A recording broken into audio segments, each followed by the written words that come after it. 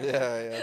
What am I called? What do I do? I'm trying to avoid all the cliche Oh, thank you. stuff. Yeah, I yeah. might still get to introduce yourself, but Oh, we'll I see. don't know. Because if I was Can I thinking just of say doing it, Becky? but then I'll just go on a rant and then I forget that I've got to ask you questions. I'll do a podcast about you. Yeah. What about yourself? Yeah, then it'll come back onto me. All right. Cameras are live. Mics are live. I'll set your timer. Give me 2 seconds.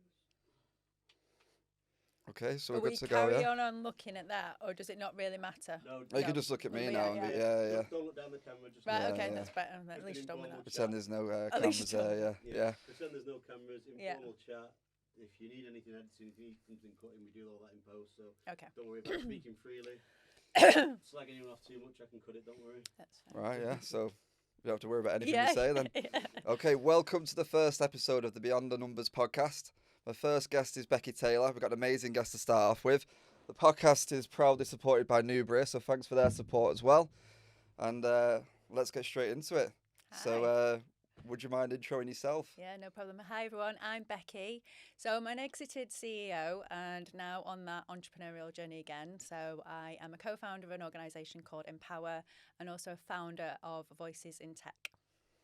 Cool, and to go right back then, because obviously we're going to go through your whole journey, but when was it that you were originally maybe started to realise that you wanted to be an entrepreneur? Was it like great question. Was it something you'd always thought of? Did you always want your own businesses, or did you end up like kind of just stumbling across it? Yeah, great question. So at school, I would probably say I was quite an introvert, quite quiet.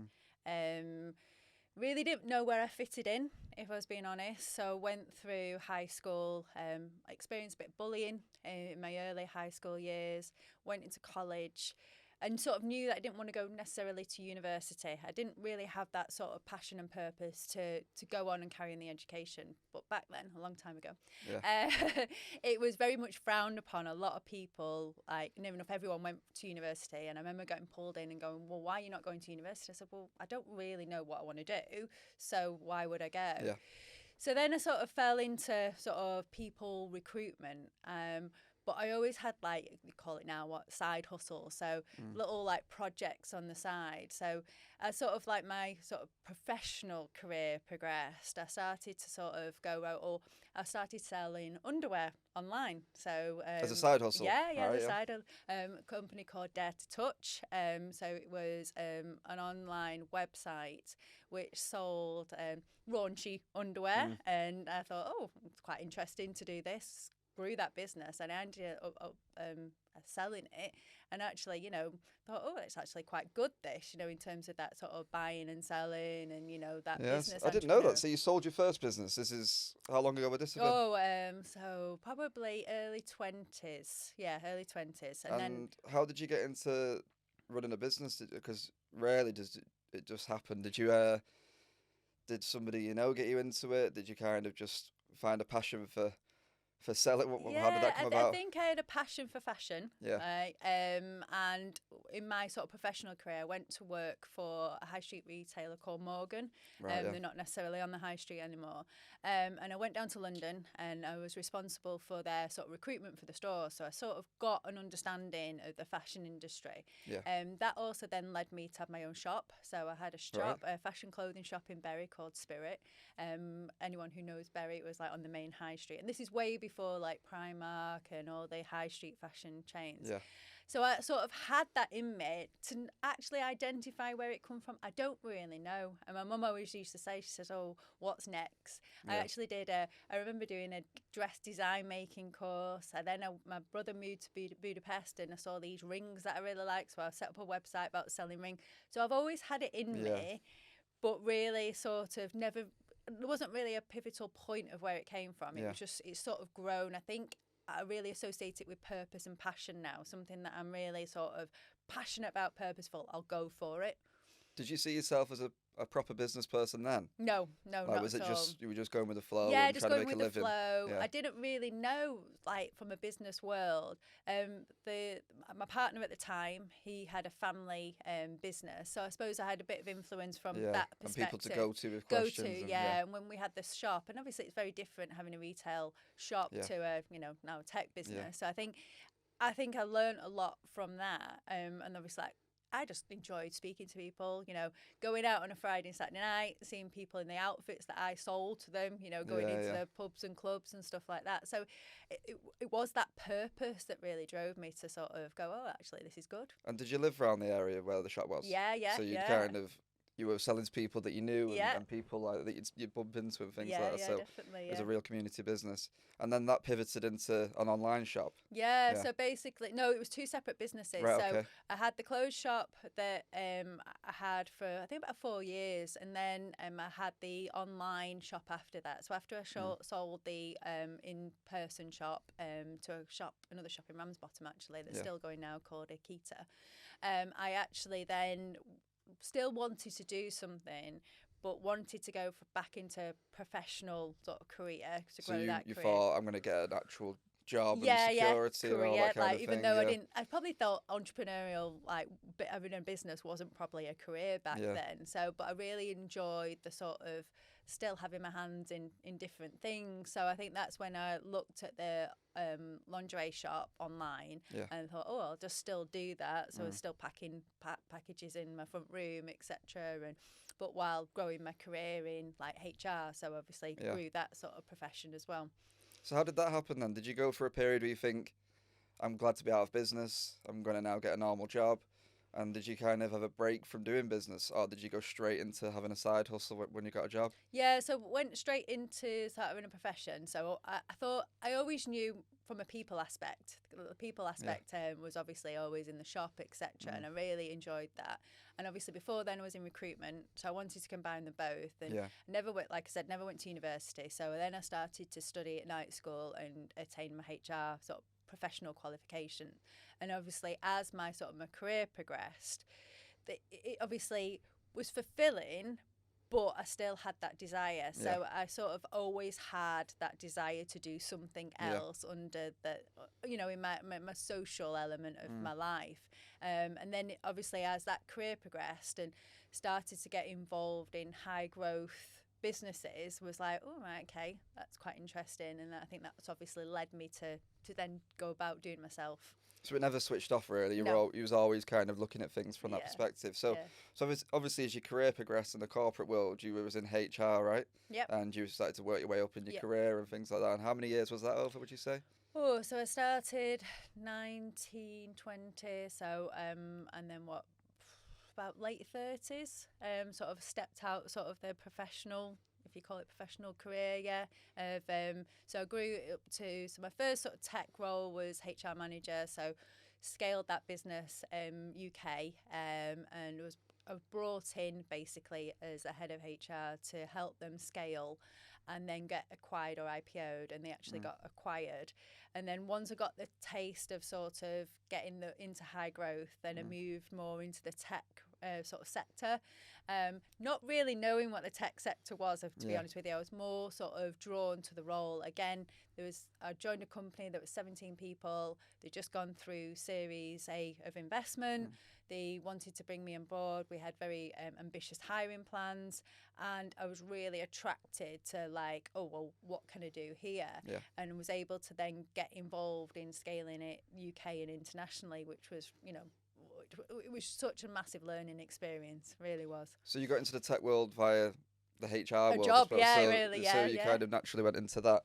And then what was kind of like the pivotal moment where you thought, I'm going to go back to doing this as the full-time thing again? What happened there? So I was at the organisation, so I went in as head of HR and I progressed my career over there. So obviously I said it started off as 17, we grew it to over 100 people in the UK and through America as well. I sat on a leadership team, part of the leadership suite, and there was 13 of us, and I was the only woman sat around that table. And then having a family, I did massive desire to have a family, wasn't easy to get to that stage. And then I fell pregnant with Ethan, albeit like over nearly 12 years ago now. And I had your standard career break going from maternity leave. And I think when I was even on my maternity leave, that entrepreneurial bit was there. And near enough set up a whole children's clothing and studio in Ramsbottom. So just to clarify, sorry, Is this your first child? Yes. And you've done 9 months? You Yes, took 9 months off. yeah. And I was setting up this business because I thought, what do I want to do now? I didn't do it, and I'm a great believer of fate. There was lots of caveats with the lease of the building, so I never actually went that. But obviously there was something in me that hasn't been fulfilled. Anyway, so I went back to work, and I wanted to go back 4 days a week, and back then, obviously, 5 days a week, 9 to 5 in the office, and I wanted to go back 4 days and have the Friday off. Even though I was like, when I got promoted to HR director, I wasn't allowed to do that. My sort of flexible work request was denied in terms of that I needed to be present. Anyway, sort of then I started to think about being a minority as a woman in tech. I started to realise that there wasn't many of us around that also then combine that with being a parent in tech. And I co-founded a community meetup group called Women in Tech North, which we've grown to be one of the largest women in tech communities globally. And I started to realise that where are the women in terms of from the tech industry, and if we're not sort of retaining them in the tech industry, where they're going, and we're never going to really sort of increase the numbers that all the statistics say. So whatever statistics you might look at, it's between 17 and 20% of women in the tech industry. So it started to relight that purpose, that fire within me. And when I got put in a very difficult position where I reported into the CEO, and he said, you can't do the 4 days a week. He says, I need you to go home and think about a plan.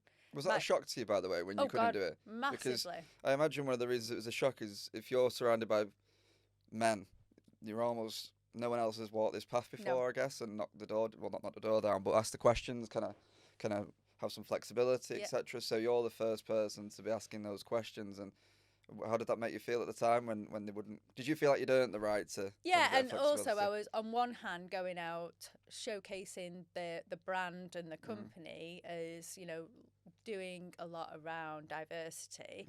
So I was saying one thing, but then when it came to it, we weren't actioning it, and I couldn't understand why. And when I questioned the reason why, it was because of the presenteeism. It was a visibility, even though my team knew that on a Friday they could ring me whatever. It wasn't that I wasn't going to answer if there was a problem. It was that whole visualization that I wasn't there, so I wasn't, I was needed to be in sight.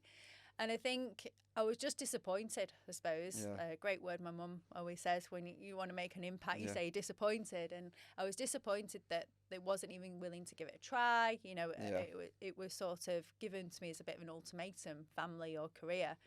And I think he didn't realise the impact. Then I would go home, and then my plan would be come in on Monday and hand my notice in. And I think it affected him. He was like, well, is there anything we could do? And I said, well, you put me in this position. There is nothing now. We've got to sort of part ways on that. And this is 12 years ago, isn't it? So obviously in the last 12 years, a lot's changed. Not just on the way people would view this situation, but people having flexibility and working from home and things like that, like definitely. Men, women. And I think people now would see if there's value in this person, we're willing to bend. And ultimately, it's about the outcome, isn't it? Not just how much are you there. So things would have changed a lot. But I guess at the time, you got quite a rigid response, and that was frustrating. So did you set up your group during this time, or was it after these conversations? Yeah, during this time, and that just started that we wanted. So me and the lady that I founded the group, Azu, we just were in the same situation. We actually met because she interviewed for our organisation, and we both had those sort of feelings. Our children are actually the same age, so we had that feeling that we wanted to sort of just have a chat with other people and go, well, what's going on? What can we do? So we were sat in a pub in the Northern Quarter. And it was about 20 of us that just sat round, just talking about our experiences. And now it's grown. And like I said, we had an event last night. It was really structured. We're talking about careers in cyber, etc. We talk about lots of different topics. But at that point, there was nothing, like you said, the amount of years ago, there was nothing really pivotal around women in tech and talking about these topics. It was just sort of like coming up. And then when I got put in that position, like my mum and dad were like, well, what are you going to do? You've built your career, you know, you've got mortgage, now got a family. What are you going to do? And I said, I don't really know, to be honest with you. And at the time, my business partner, he worked at the same organisation, and he was sort of at the end of sort of like his time there about knowing what to do and what's the next step. And we just sort of started to talk about, well, what can we do? We both wanted to make an impact, and we threw around loads of ideas. And actually, our first idea was to do it for the younger generation. So like this organisation called Code Club. So we were going to do something similar, actually talking, because he had a young lad, and I obviously had a young lad. We wanted to sort of help the next generation. But anyway, we decided to sort of pivot right to the other end. So we saw a gap in the market, whereas back then a lot of organisations were coming up around boot camp. So taking people that have had no coding experience, putting them into programs, and then, you know, producing software engineers, but with no commercial experience. And there were so many coming up, and we actually did some work with one at the time that actually then acquired us. So we knew there was a gap in the market, looking at experienced software engineers that then had a career break for whatever reason, majority being family related and women, and not returning to the market. So we really wanted to target sort of that demographic, because nobody else had done it there, and we didn't know whether it would succeed, and it became a bit of a sideline. So by day, again, we were consulting. So we both were consulting, and then like in our own time, we were like pulling the framework around a tech returners program. So what was your personal life like at this time? So you were consulting. Was that enough to kind of get by, or was you kind of, because obviously you've just gone from having a secure job, probably paid quite well in the corporate world, where you've worked your way up, and you've just had a child. How did that look to you? And, like, obviously it's easy to look back now, and we're about to hear you tell the story of a huge business being built, but in reality there's a risk there, isn't there? So how did that feel at the time? Luckily back then, I had a home life that, you know, I had a husband, you know, I had obviously a child. Like, the stability was there from the infrastructure perspective, but not taken away from my own achievements, that I had a network, I had a community. So like when I started to look for work, I was fortunate that people knew what I did. So back my first role as HR, I actually then did some consulting where the owners of that had gone to, and I actually then did some consulting for them. So connections and community at the heart of everything that I do. And I think that's why I would say one of my attributes of my success is from that, because I've made those connections, those valuable connections. You never know who you're going to meet again. So you retained your value really with or without the job, didn't you? Definitely. And it wasn't nothing like a stability. And like when we decided to set up Tech Returners, we bootstrapped it. You know, like a lot, you know, I was even talking yesterday, a lot of people have this sort of aspiration of investment, and investment's everything. But it should only be what you need if you need it. Like, we wanted to do it our own way. We wanted to bootstrap it. So while we were both like consultants, we were obviously being able to bootstrap actually the Tech Returners until we were able to then go alone on that. But it was a risk, big risk. So when would you say that you started to realise it was really onto something? Because obviously you knew it was a good idea, but when did you start to kind of get feedback that actually people are wanting this? There really is a need.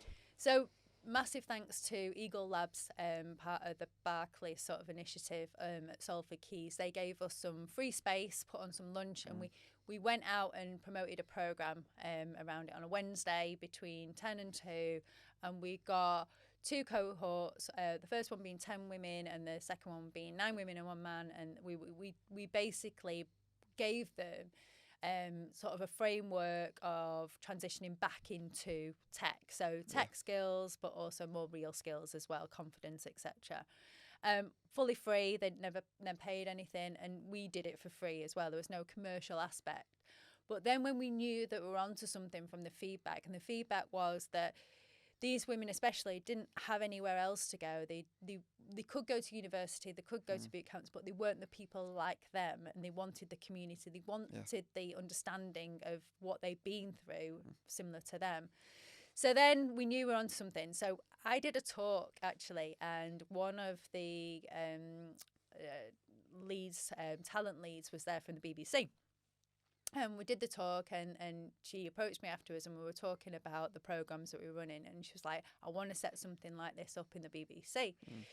So at that time, it was just James and I, and, you know, like, we were like, oh my God, how do we put this proposal together? You know, how do we price it? You know, like, and we were fortunate. We had a coach from the Business Growth Hub, and he helped us sort of put it in terms of like these different modules around what they could take, and then they could take it away, etc. And we put it in, and then we had to go on a number of calls, and we were against a global training consultancy at the time, and there was just us two. And then I went on holiday, and James will always relive this story. I went on holiday. It was the summer holidays, and he had to do a call with, I think it was like one of the chief technology officer of the BBC. Yeah. And I remember phoning him up and I went, how did it go? And he was like, yeah, I think it went all right. I was like, he says, I've been sweating buckets, but all right. And then we got the nod that we got it.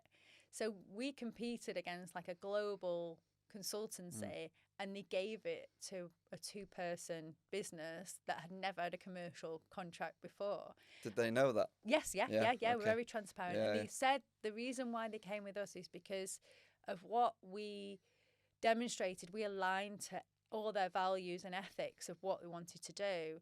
And we launched their first, it's called Step Into Tech engineering program at the BBC. You know, and how amazing that, you know, to go out and say your first client's the BBC. But not only that, we worked in the BBC for a period of time. We delivered one program in Manchester, and then we got asked to deliver another program in London as well. So that sort of was the start. Yeah. And we knew then when we needed somebody else, because obviously we then had a bit of cash in the bank. So then we took on Laura, who was like one of our first sort of dev people.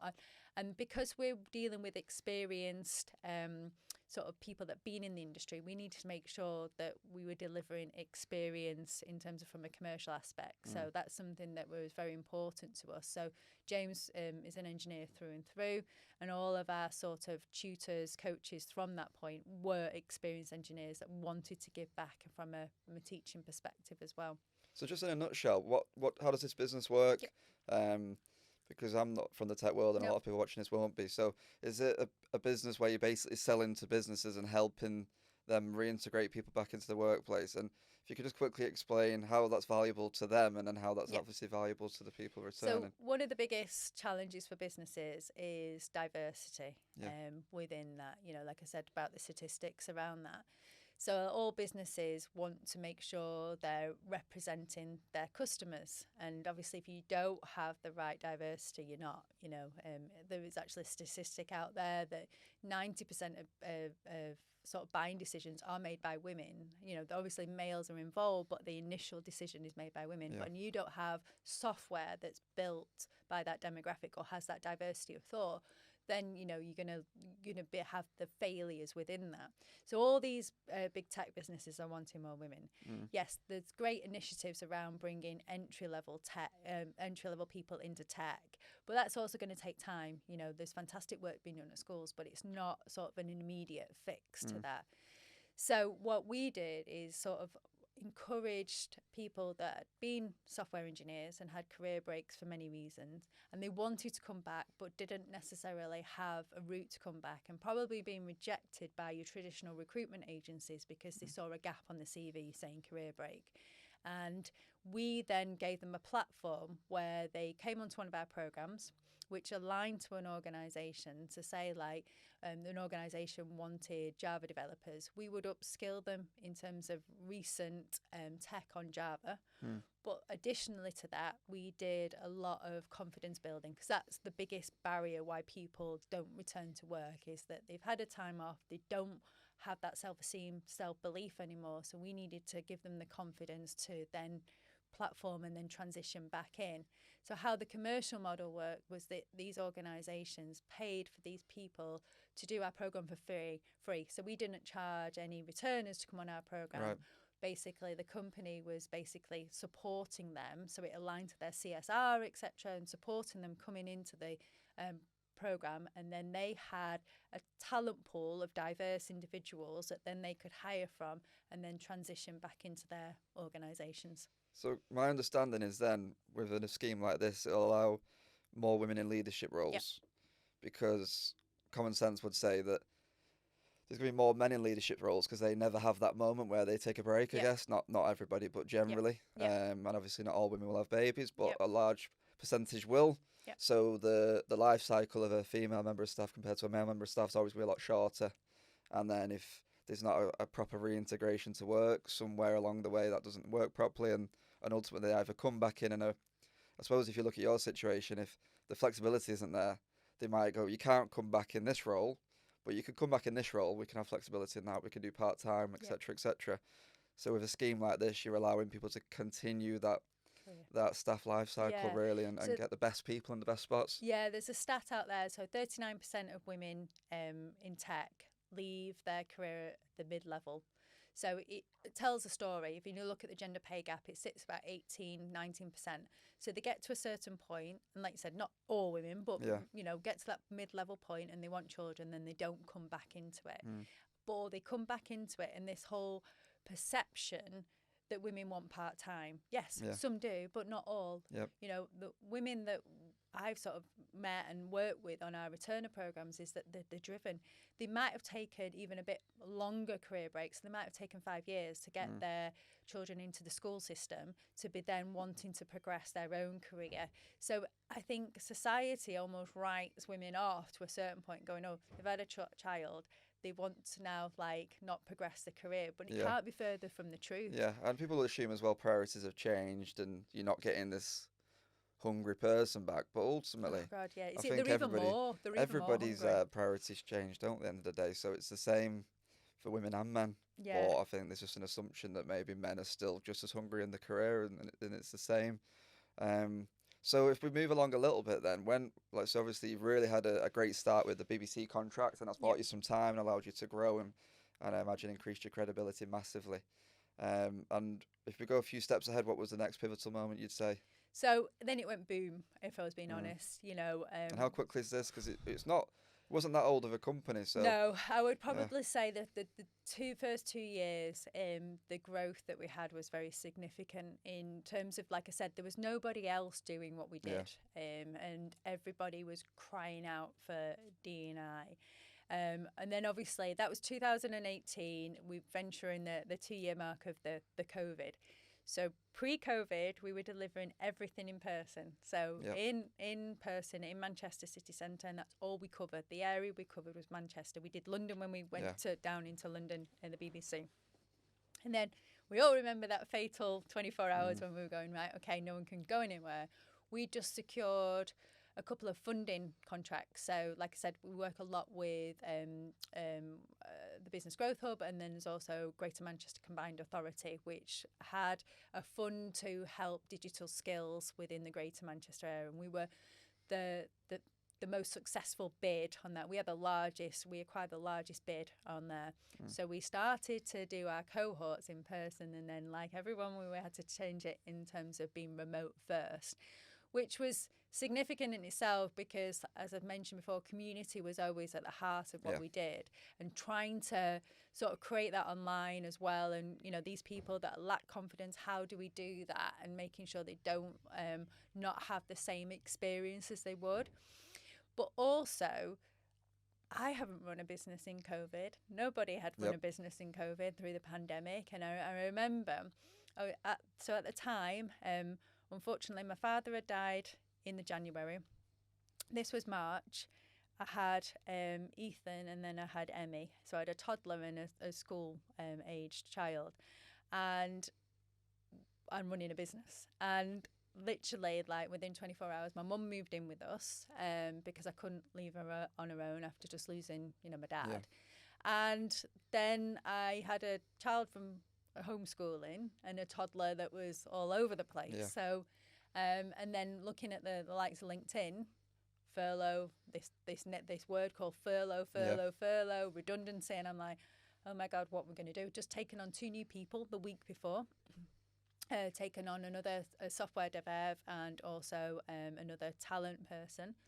And I remember the last office day, I had to sit down with everybody. And because my experience has been in SaaS businesses, I was able to sort of talk about runway. And for those who don't know the runway, you have a runway in terms of like cash, of like how long you've got until you fall off the runway, basically. And I was fortunate in terms of the business that we had built up quite, an amount of cash that saw us till the end of the year. So this is March, got to the end of the year. So there's no need for rush decisions, basically. Yeah. So we didn't need to make anything until then. But, as any business, for our contracts, it take a long time. The length of acquisition was quite a long time. So anyway, we sat down. I was really transparent. Maybe they probably look back, and my team have said this in the past to me. Maybe I was too transparent. Maybe I was too vulnerable. Tell them at all too much. However, I said, look, I've not got the answers. What do we do now? So we all decided in the room we'll go for a content first strategy. So we created like a content series called the C Word. And we had guest speakers on webinars each week, and so people still knew who we were at the forefront of our minds. And then, because we were remote, it came to me, we had a plan to then hit the London market anyway, but it meant we could actually do it sooner. So it actually meant that we could offer our programs nationally sooner than we thought, because we didn't have to do them in person anymore. So it was actually, blessing, an awful time. Yeah. And also because more and more people were put on furlough and career breaks became a bit of the norm, because people were having to take them because obviously the situations in businesses, etc. So people actually understood career breaks a lot more, which again helped people know about options, but also employers knew that just because you got a career break doesn't mean necessarily you've not got anything to offer. Yeah. So we were able to scale across the whole of the UK quite quickly, and again gave us the ramp up. We then worked with the Telegraph, we worked with the Booking.com, and we opened so many other doors for us. Some really big names, and also as well, like you've got. If you think before COVID, you had to be in person to justify things sometimes, whereas when everybody got their head around that good quality work can be done remotely, on Zoom, whatnot, I think suddenly, like you say, it allows you to go national, doesn't it? Yeah. And then also everyone's a returner at that point, returning to work. Even, I don't know if they technically fell into one of your clientele, but you've got all these people on furlough where suddenly they've had a career break, like you said. Exactly. Without choosing to have one, but everybody needs to get back into the way it was, I suppose. Yeah, and we gave people an option. So a lot of obviously our returners have children, and who wasn't pulling their hair out at that time in terms of if they had children at home? I certainly was. So it was a bit of therapy we were offering people. Coming absolutely together on Zoom calls, and people needed community more than ever for understand what it's like to go back to work. But if we just rewind slightly, so you had Emmy. Yes. What was the differences returning to work within your own business compared to returning to work in a corporate environment? So as I mentioned, when I fell pregnant with Ethan, I had your society standard, like 9 months off. And of that time, I realise it now. So when I said about near enough set up a business, that was because I felt I didn't fit into the norm. So I didn't fit into the norm of baby groups and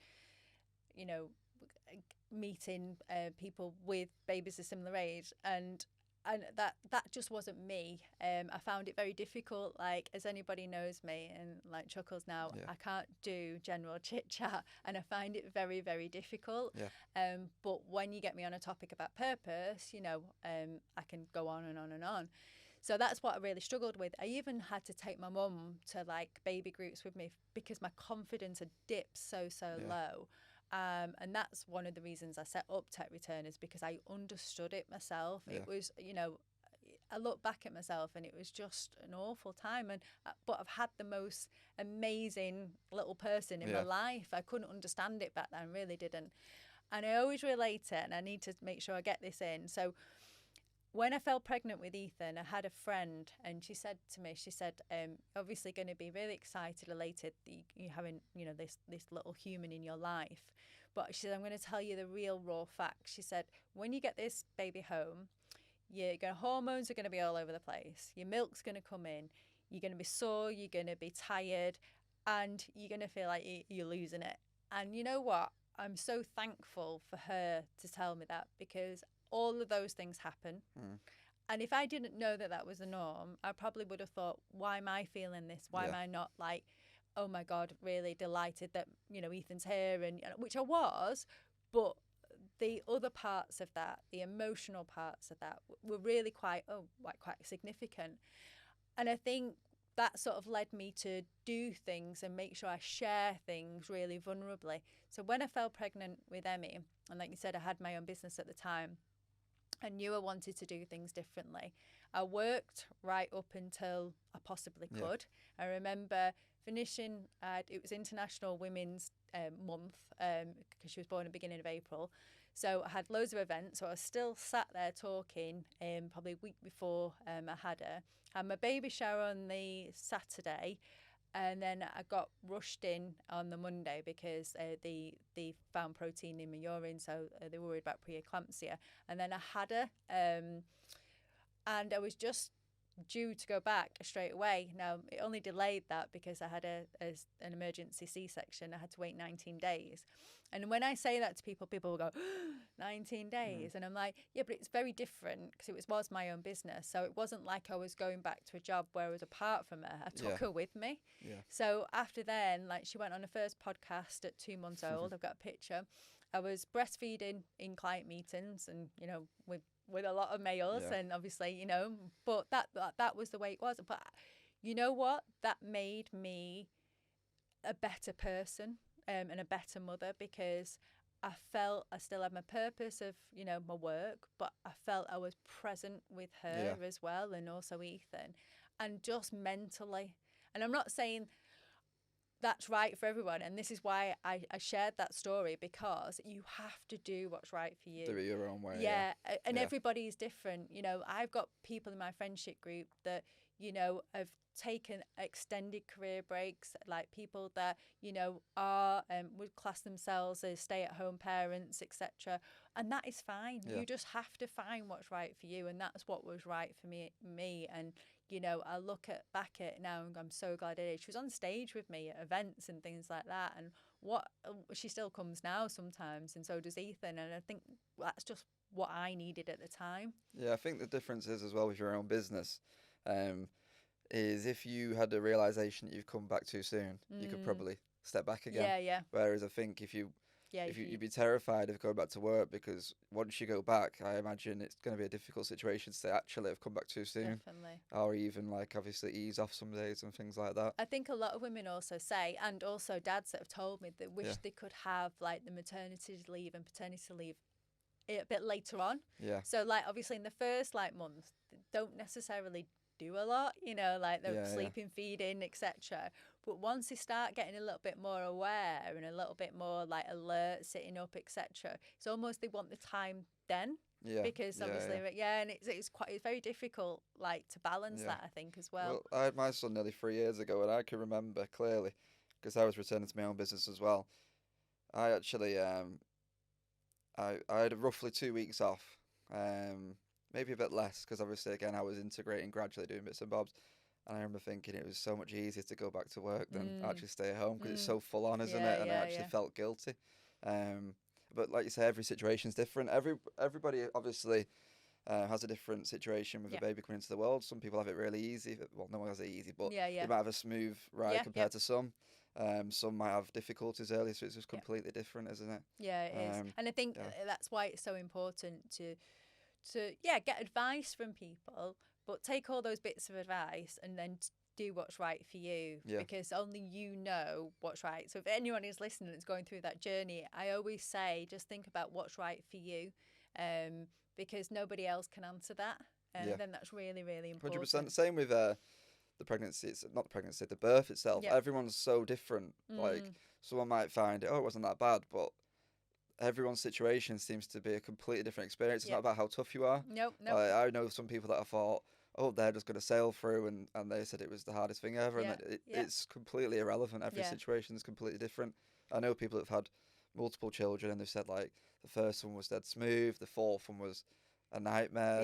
You can have the same person having different experiences too. Definitely. So we fast forward a little bit then. So if we go to approximately the moment that you started to have interest in people buying the business, because I've got no idea what stage that would have been, because sometimes these things take a long time. When was the moment that you realised that people were interested in making a bid, and didn't the bid come right away? So probably 2022, towards the end of 2022, beginning 2022, James and I knew that we wanted to grow the business, but with a service-based business, it's very difficult. It's not around like X times, a product, etc. And I've been involved in that. Service is very different, and sometimes you don't get acquired at all because it's service. And we did some work with The Guardian, and we had some conversations with their investment fund, other investors, and I've been involved with investors, previous in other organisations, and I was very clear in terms of what I knew I wanted from an investor. And I get it, they want the return, massive return, and how they could only really support us if, like, in my terms, I would call it conveyor belt, like program in, program out, program in, program out. And because our offering was so from a human aspect, it didn't sit right with me. It didn't really sit right that I could take someone's money, deliver something that I wasn't really passionate about because it was just a numbers game. So we knew then that wasn't going to be the route. Then we looked at private funding, getting funding, from personally ourselves to sort of scale the business. So sorry, just to check, are you at the moment looking to stay and have investment? You're not looking to sell? No. So you're looking as an opportunity to grow, really, and build this into what it could potentially be. And it wasn't grow for me, it was grow so we could reach more returners. That was the purpose. We knew that how many the impact. We were changing people's lives. We were the people that we were interacting with always had a story, and the stories were so impactful that I wanted to reach more people. So when we were looking at growth, it was growth of how we can reach more returners, because there was no one else doing it. So when we looked at options for us to grow it, obviously there was either the investment or ourselves. And then like I said, we knew the company that acquired us, North Coders, we knew them beforehand. We had a relationship. We've always had a relationship with them. They focus very much on boot camp, so people that haven't had coding experience, and take them on that journey. And we sat down with them a couple of times just through collaborations, etc.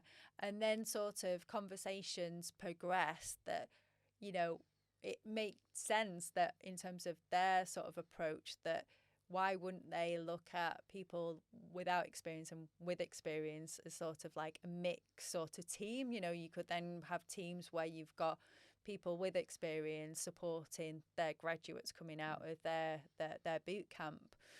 So conversations progressed, and it almost like a little bit of a blur, because they were a PLC. Obviously, we couldn't say anything because they're obviously the aim on the AIM market. So we were functioning as a business going along this way, and then trying to work out whether we were going to be acquired and how all that works. Never having I've been involved in acquisition, but I've never done it for my own business before. It's a lot more personal, isn't it? Because it's affecting your actual life, So that was just like a massive eye opener around it, and some things like days, weeks, months came into a bit of a blur, if I was being honest. And then we agreed a deal. That was sort of like September, October time. That's 2022, isn't it? 2023. Oh, sorry, 2022. 22, sorry, the end 22. And then we successfully did the acquisition in February 2023. The hardest bit was because the team didn't know. Was that on your mind a lot throughout the whole process? A lot, because I had such a close team. They're all still friends. We still have our WhatsApp group. Still speak to them a lot. And not being able to be open and honest, which I had been the whole time we had the business, was the hardest. and we had to bring them in because obviously we couldn't do the announcement until the market opened on that day. We brought them all into North Coda's office. Obviously, these suspicions start to arise, and obviously then we had to obviously share the news. And I think, could I just interrupt you? Sorry. yeah, go on. When you say share the news, did you get the opportunity to share the news before it broke? Because obviously it's a huge company. Yours is a huge company. The people acquiring you are a huge company, so it's actually news, isn't it? Yeah. Literal news. Yeah. It's going to be going out on the Yeah. internet. Did you get a chance to say it before it went out? Near enough the same time. So as it was sort of going out, we were at them in the room. So it was sort and of did it like, make it difficult because figures were being mentioned, Yeah, etc.? People make because they see the figures, don't they? It's the usual, and I'm under no illusion. Well, it's all right for you, exactly. But what They about see the us? numbers Our and then jobs, think, who's going to lose the jobs, and that's what they're thinking. Then they look at the piece of paper that says the figure, and it's like, oh well, it's all right for Becky and James, you know what I mean? And I think also I'd sort of bit naively, we'd had months to get our head around this, and we'd gone through that sort of process of is it right, is it not? When they heard that news, it was like imminent for them. They're in a room being watched, etc. It was a lot tougher that respect. And then the transition is always tough. Like I said, I've done it before, but doing it on your own business is even tougher. What did that look like? Did you actually? Because in my head, I'm picturing a room of people, and you walk in. You and James, I assume, both did it. Is that what it looked like? Or so it was like a U-shaped table, so all the team around so you called a team it. meeting, and then there was me and James, and then the owners and the so they came in founders as well, of okay. we'd already done a presentation, so we'd already got a deck. So obviously we talked about it from all our different perspectives and what the immediate plans, because that's what people want to know, isn't it? Well, what does that mean for me? So we'd already sort of thought about how that's going to work imminently, and a lot didn't change imminently. A lot of still went through what we were delivering anyway. The first sort of integration was the marketing, because it made sense, like my marketing team integrating with their marketing team, and then over time there was different integrations and market changes as well, which affects decisions of how things are structured. So it was a ride, let's just say. And what was the agreement of how things would look like for you immediately after? So it's February 2023. What was the plan for you to do next at that point? Yeah. Was you staying on board? Did you have new projects lined up? Because I imagine you're not going to be... I can't imagine you just thought, I'll see what happens when I get there. I can imagine you already had things lined up. No. So what was the plan? So a part of the Tech Returners sort of group as such, we formed a non-for-profit women in tech conference called Reframe Women Tech, which is like the largest conference of its kind.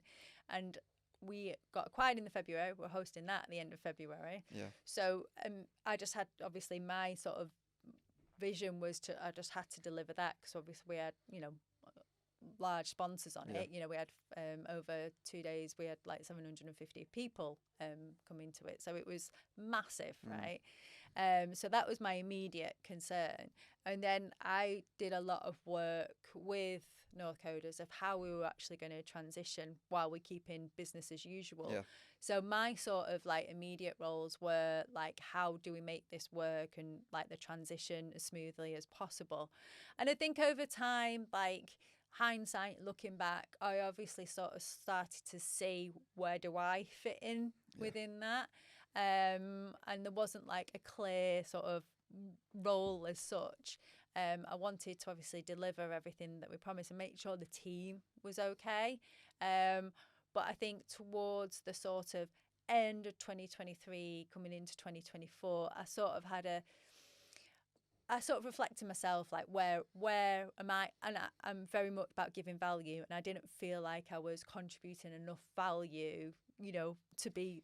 What was the plan for you, though? Did they want you to stay on to kind of manage the whole transition? Did they want you to stay on because of what you brought to the table beforehand? Or was it more about you staying on because basically part of the deal was you can still earn a wage, I guess. Yeah, I think what was it supposed to be? They bought the business because and they do say this because of an element of James and I of who we were and what we'd done. Yeah, so it was a bit like it built a bit around your personal brand. And also they had a lot of funding, so they worked with the DFE a lot.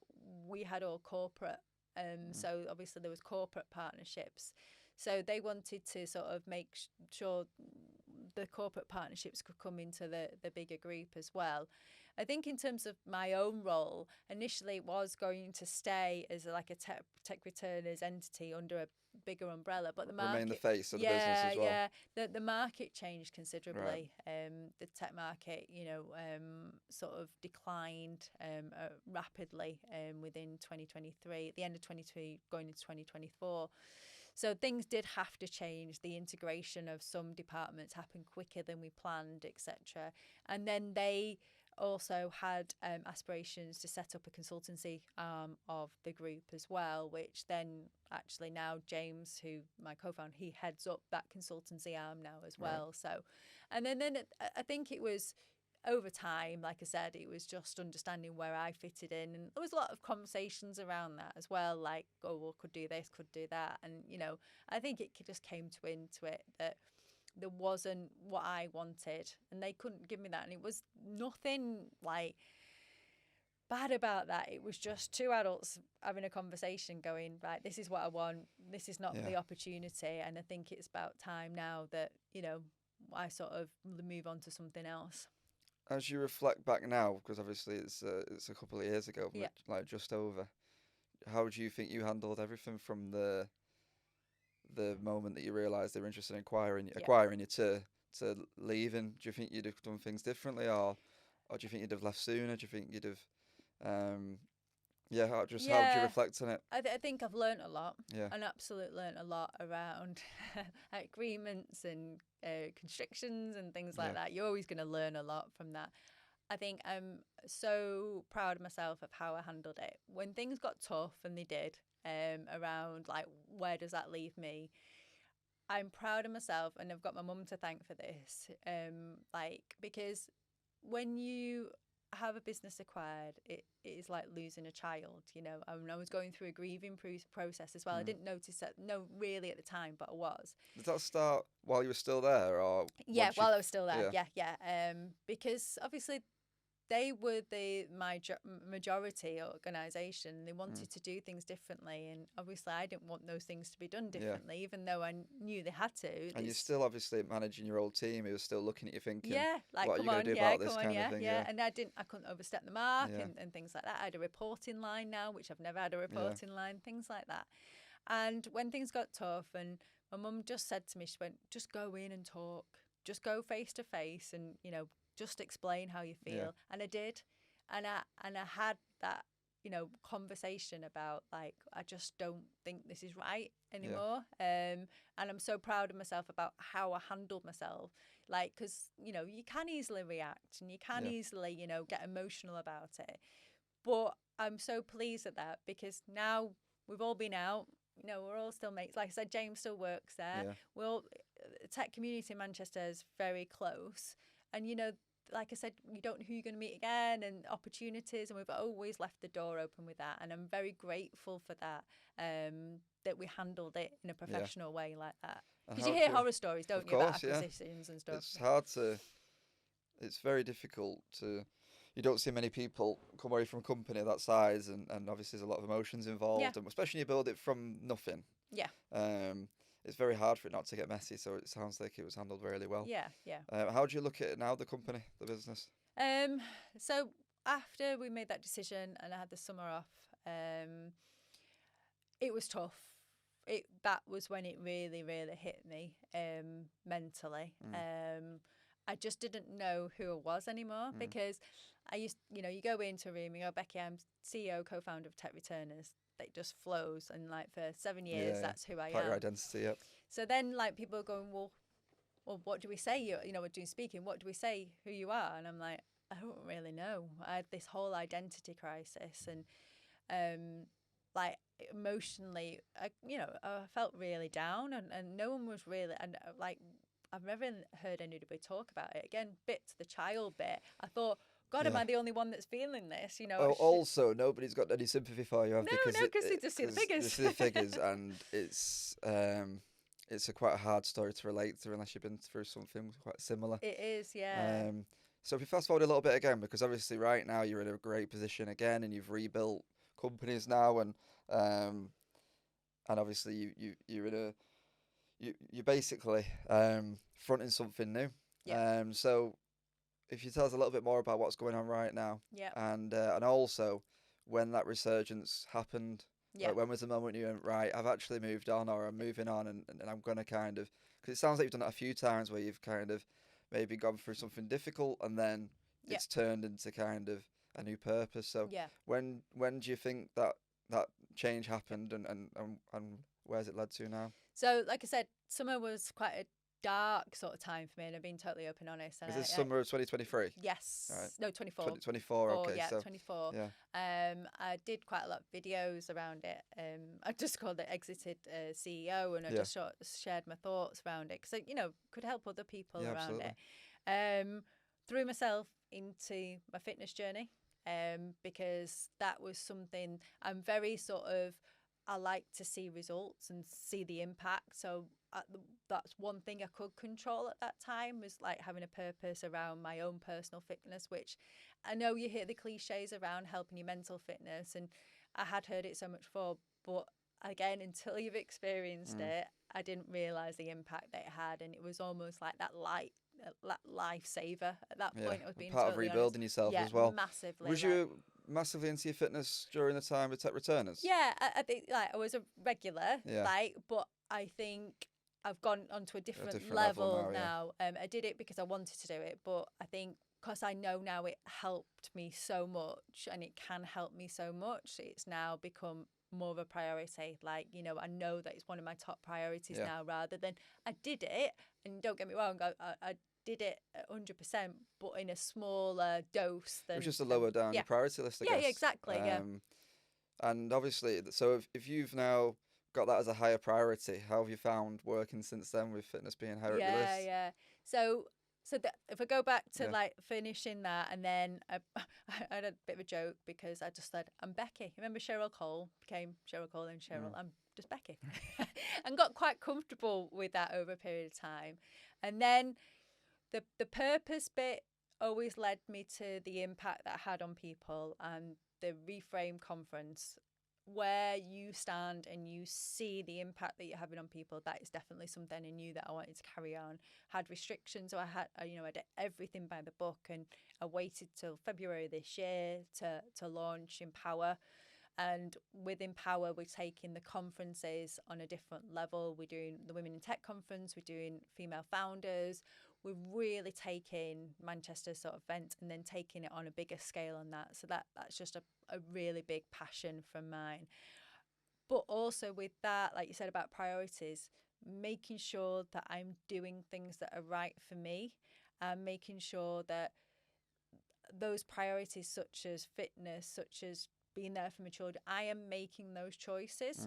So that just means different things again to different people, but I know that my son's transitioned to high school. I've been there for him. My daughter, like the activities that we do, that's a priority. My fitness is a priority, and then I'm doing things with a purpose and passion now, and that has meant saying no to certain things, and still figuring stuff out, and I think that's okay though as well.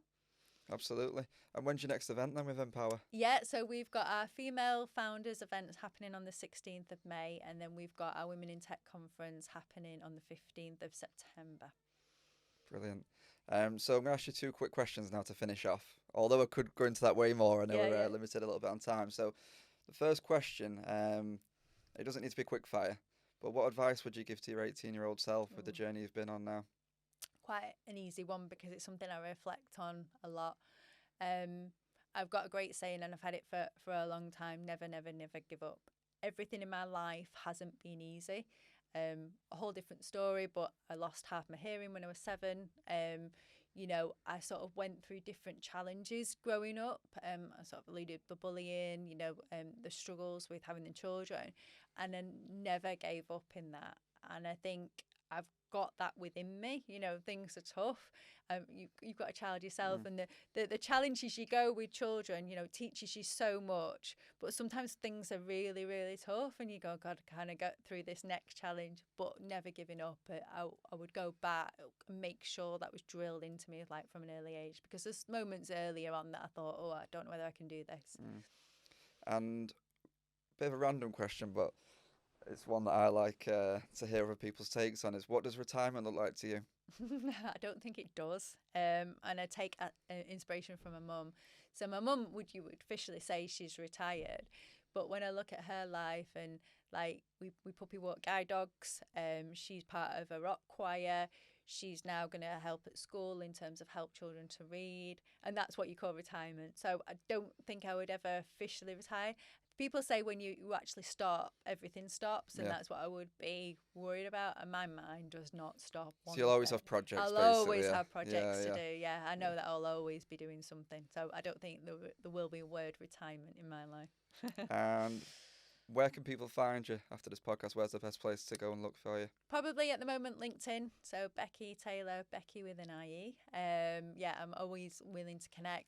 And the biggest thing I want to say, if something I have talked about resonates with you, please do get in contact with me, because I always like to understand, you know, different perspectives, and, you know, if I can help people, I'm more than happy to do that as well. Brilliant. And is there anything you'd like to leave it on? No, that's good. I've really enjoyed the conversation. Thanks very much for coming on and being our first guest. Thank you very much. Thank you.